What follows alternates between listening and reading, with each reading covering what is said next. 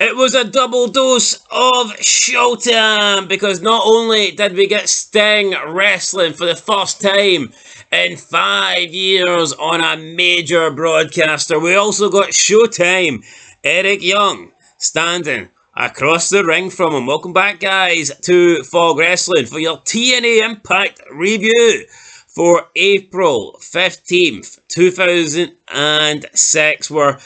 We're on the road to lockdown. I believe the next TNA goes back to Tuesday. I guess this was a special, or this was a Thursday, a one-night special. I don't know. They changed channel for this, but I think maybe they went back for next week. Doesn't really matter what date it's on. There's conflicting reports. Some say 13th of April, some say 15th. On the TNA Plus network, which, by the way, guys, I recommend you buy it. It says the 13th of April, but other sources say the 15th. 13th, 15th. I don't really care what date a show airs. If it's good, it's good. Yeah, we don't really care enough to go back and actually check the date, but we'll go with the 15th. Why not? Anyway, let's get into it. So, we kick off the show with an X Division title match, and this match had already started by the time, the show began. There was no long entrances, none of this shite. We have to wait 10 minutes and each guy get into the ring. The match literally started, and the show came on, and Samoa Joe was already kicking Danielson's face on the outside. And before he even had time to sit down, Danielson was in a pool of his own blood. Pretty good match. Danielson fights back towards the end, hits the best moonsault ever after taking a vicious beating, but it didn't work because Joe hit the island something. I don't know. The island maneuver. The island maneuver off the top rope. Looks a bit like a Falcon Arrow. It's like a muscle buster, but it's not really a muscle buster. It's like anyway, let's give like a Falcon Arrow or something off the top. Well, let's give praise to TNA here. This is unique, right? Nitro did it a few times, also in the third hour. Oh, the fireworks in the ring, which people buried, by the way. Fuck oh, nah. Nitro was good shit. TNA, a match beginning right with a guy getting busted open in a title match. That is more interesting than anything today, and I get it, right? If Shark Boy against Curry Man, or Curry Boy against Shark Boy, or whatever, kicks off a show mid-match, that's not quite Austin making his way down to the ring. Obviously, I'm not going to pretend it, but at least this is something different. This makes you feel like, oh, fuck, I wish I saw the start of this match, but it's on now, I'm pumped for it. Like, oh, shit, it's here. Yeah, it is here. But Daniels couldn't win. Samoa Joe hits that island maneuver, the island suplex off the top rope, and Samoa Joe is once again the X Division champion. So he lost it for a little bit, but he won it back. And you know what? I liked it when title reigns could just change hands back in the day when wrestling was good and not everybody was guaranteed to have a 10-month reign minimum. So yeah, Samoa Joe, new champ. Sabu's music played while Joe celebrated. It's going to be Sabu versus Samoa Joe. Sabu, mate. Sabu. Fucking Sabu. It's going to be Sabu versus Samoa Joe at Lockdown X Division title, I believe, on the line. But we didn't get Sabu tonight. We got the lights turned. You know what? They were teasing it with Sabu, but it very well could be possible that TNA just never paid the electricity bill. So who knows at this point? Well, that is true. But here we're getting a hint of Sabu. All right. Up next, we got Sting. He gave a few hints out here that Jeff Jarrett was shiting himself or being sick in the toilet.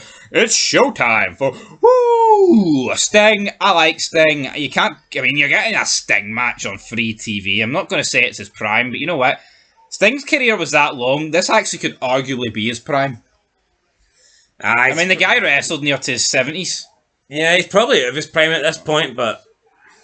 Yeah, and see these people that are brain dead and actually think that his AEW run was better than his TNA run? That's a mental illness. Yeah. How the fuck is tag teaming with Darby Allin? Even if Sting, right, became like world champion AEW and had like a 3-year reign, would it be better? There's so many iconic moments in TNA. Look at the feuds, look at the matches. TNA. Anyway, good wee promo there from Sting calling out Jeff Jarrett later tonight. We then got a sit-down interview with Christian Cage. Talked about his title defence. He says this is personal. Didn't have to be personal, but Abiz made it personal when he stalked his wife and attacked his wife, and did all that crazy shit. Christian talking about being in a movie as well. What movie was that? I'd love straight to DVD, I'm assuming. Straight to DVD. The Diddy Man with no arms and the shite clothing range. That must be the Christian movie. Yeah, probably didn't even fucking get a DVD, did it? Nah, it probably got canned or something.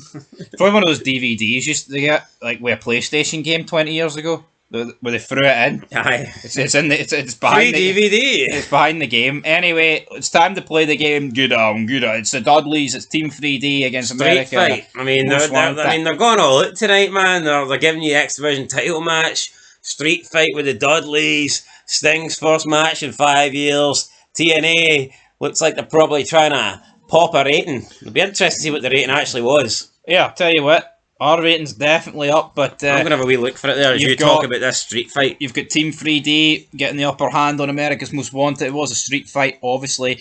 They go for the 3D on Gail Kim, but then there's a wee bit of interference.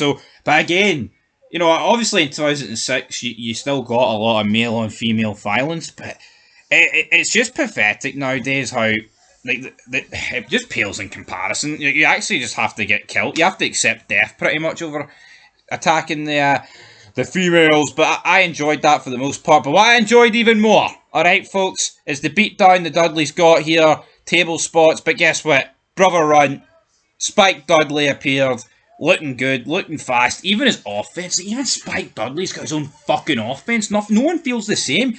Guy's lying in the corner, I can't remember who it was it Harris probably, but you've got Spike Dudley jumping on him, and doing the wee pathetic stomps. Is it not mad though that how 20 years ago everyone had their own moveset and you could recognise it? Yeah, now everyone does the same shit. If you were playing SmackDown versus Raw, right, or an old game, and you were creating a wrestler and you went through the moveset, you would know who's who. Oh, absolutely. No, you don't. Anyway, rating time. What did it do? Did a 1.1. Now, I'm not quite sure what that is in million viewers, but decent enough. That was a 1.1 in terms of the TV rating, so therefore depends how many people are watching TV in America. Definitely over 100 million, so 1.1 is probably around, I'd say it's about 1.4 million, 1.5 million. Which is obviously more than anything these days. Somewhere in that in the ballpark. Somewhere in that ballpark, so aye. TNA's that fucking bad, right? That bad and that shit that, it's going up, come on, it's fucking smoking all the Dynamite, because all the AEW shows combined. You have to remember back in the day when the television ratings were rated, it wasn't necessarily like a 3.4 back. A 3.4 back in the day wasn't 3.4 million people watching the show. That was 3.4 people watching that television channel. Yeah, but there would normally be more than 100 million people watching, so they actually count it for more. Obviously, they've kind of changed the way they deliver the ratings now. Now, when you get 2.4, that means there's 2.4 million people watching. But back in the day, that wasn't the case. No, it wasn't the case back in the day, but just shows you, TNA at this point is smoking anything now. WWE, the ratings have just nosedived off a cliff. The ratings are pathetic, but I don't want to get into today's business about ratings because they can get the 20 million for MLB. But let's go back to the Dudleys where they end it with a 3D through the table. Yeah, Brother Run, Spike Dudley, love the guy. Aye, brilliant. We didn't get an end to the match, but who cares? I know. I mean, we didn't get a conclusive ending. It sucked. Fuck off, man. See these people that treat it like it's real. It's pathetic. It's actually pathetic. Yeah, we get that. Team Canada getting their ass whipped by Brother Spike, and I'm assuming his WWE contract recently ended. Yeah, I mean, 2006, I can't really picture Spike Dudley anywhere near WWE at that point. Yeah, I know he was on SmackDown for a while. Yeah, looking forward to seeing him on SmackDown. But up next, it's Jeff Jarrett's Army. It's Double JA. It's the Jaffa Cake Army. Jeremy Borash backstage. They select it. Eric Young to face Sting. Showtime versus Showtime. The Jaffa Cake Army? I don't know. I was looking at JJA and I just thought of Jaffa Cakes. Not Jammy Dodgers. That doesn't really work, doesn't it? No. Anyway, I mean, Jeff Jarrett's Jobber Army. It just feels like NWO Light. It's just Team Canada with fucking Jeff Jarrett and Scott Steiner. That's all it is. I don't know. America's Most Wanted. Well, those two, but they just got battered, alright? They weren't even a part of this, were they? They were. They were a part of this. Well, I didn't see them. They blended into the background like a chameleon. But anyway, the Stinger! It's showtime! This match was that good, and Sting's return to the ring was that good. Alex Shelley had to come out and film it again. Yeah, we needed to get multiple angles of Sting's return. I think this was Eric Young's best version of himself. Showtime. See, once he tried to be another tough guy with a personality problem, it's just downhill for there. Could there not Showtime Sting, Showtime Eric Young, with Showtime Dexter Morgan? Could there have been a play on that? Tonight's the night. And Alex Shelley's going to film this again and again. It's going to happen again and again. Sting, though, ends up beating Eric Young with the Scorpion Death Drop, and then he puts Alex Shelley in the Scorpion Deathlock. So lots of Scorpion manoeuvres here getting fired out. Jeff Jarrett runs down, gets a bit of offense in. Sting fights back. Jarrett gets his guitar, but Sting uses the bat to break the guitar. And now Jarrett, what's he going to do? He's got no guitar, but he's got his army. So America's Most Wanted, Steiner run down. It's 4-on-1. But don't worry, because now Ron Killings, AJ Styles, and Rhino make the save. And Sting tells as well, Jarrett might have his little army, but Sting has got his team, referring to the three guys that just made the save. So, yeah, it goes off the air with the announcement that Rhino, AJ, and R-Truth will be the tag team partners. Yeah, I mean, I think it is a bit repetitive, right? But I don't know. I feel like there's just something hyped about this every week. Like, it's fast. Like, you've got guys running out with baseball bats, chairs, people screaming, Jeff Jarrett looking perplexed. You compare it to fucking now, where there's like a 1 mile an hour beat down for the bloodline. Roman Reigns moves his fucking chin about like he's at the dentist, and he puts his wee finger up in the air. Compare it, though. It's so slow. Like, see here, it's 100 miles an hour.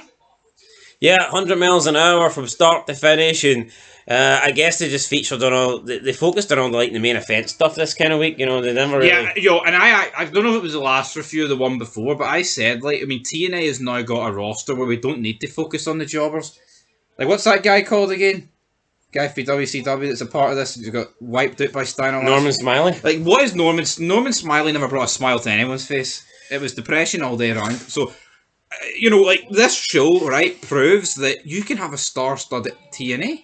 Yeah, well, TNA brought a smile to my face this week. I thought it was pretty decent. I'm going to give it a 7 out of 10. I thought it was probably one of the best TNAs in a long time. Yeah, I'm going to give it a 7 out of 10. Obviously, you know, if Sting's taking on Angle or, you know, AJ Styles or a Biz, it's going to be a wee bit better than Eric Young. But as you said, Eric Young delivered here. Best thing I've seen Eric Young do so far in our wee run of TNA. Yeah, anyway, guys, what are you giving it? Give it a 7. 7 out of 10, there you go. Can't beat that. Good show. Catch you in the next one. Till then, peace.